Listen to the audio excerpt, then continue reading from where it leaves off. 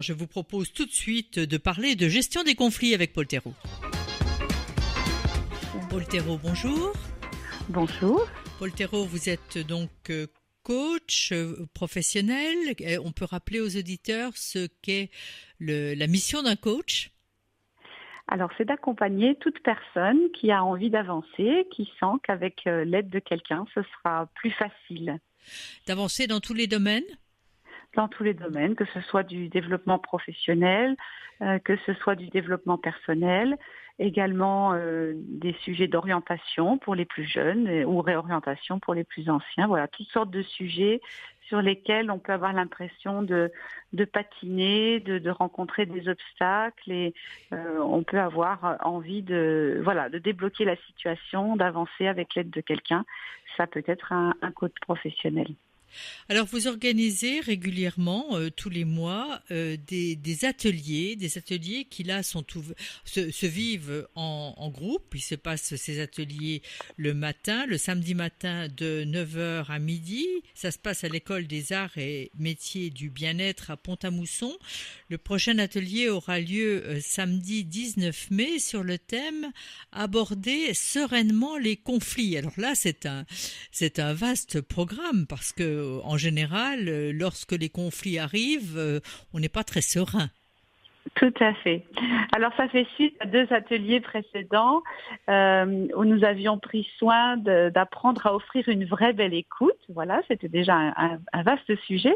Et puis nous avions appris à nous affirmer tranquillement, là aussi, tout un programme.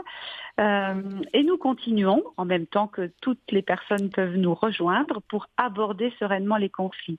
D'abord, on prendra le temps de constater que parfois les conflits naissent simplement d'un malentendu, on va dire, d'un décalage dans nos façons de communiquer.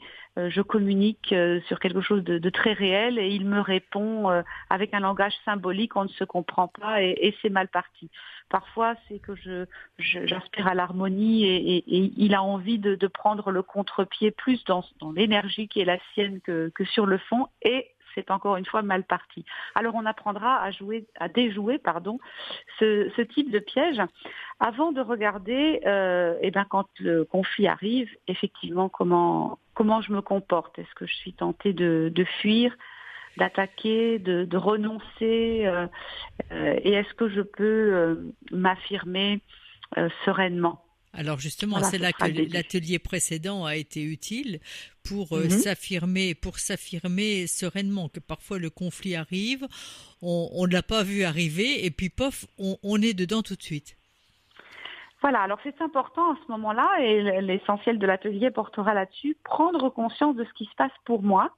Quand arrive ce conflit. Il y a eu des faits déclencheurs, j'ai vu quelque chose, j'ai entendu quelque chose, ça suscite en moi une réaction, une émotion en réalité.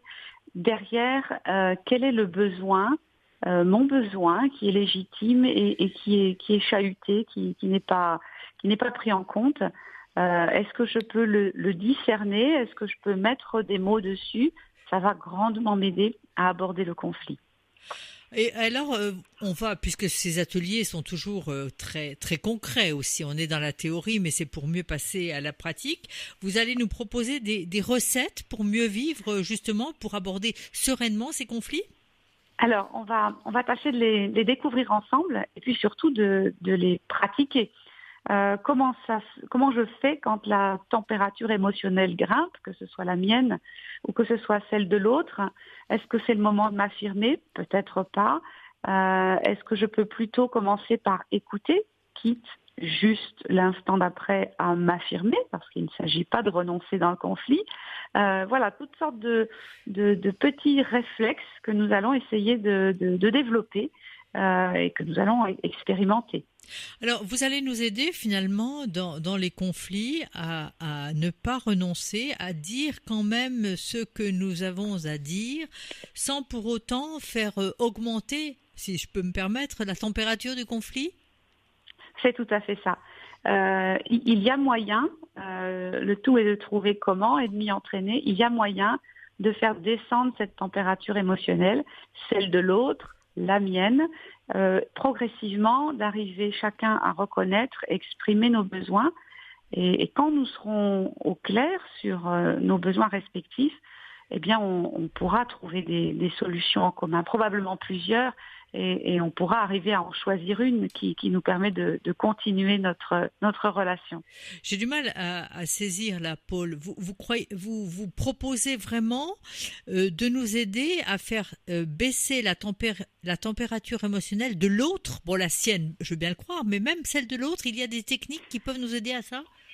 Eh oui, tout à fait. C'est en l'écoutant, en lui proposant une écoute active, en lui manifestant qu'on a entendu son émotion, qu'on a entendu qu'il a un besoin, qu'il a besoin de se faire entendre, en l'occurrence.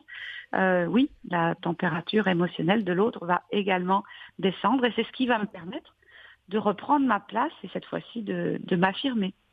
Alors, l'atelier que vous allez proposer là, parce qu'on a esquissé un peu ce qui va se passer, mais ça va prendre 3 heures le samedi 19 mai de 9 heures à midi.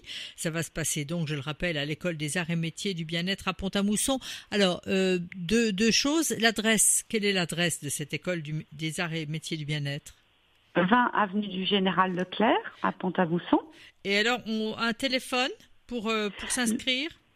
Pour s'inscrire, donc le 07 82 72 52 90.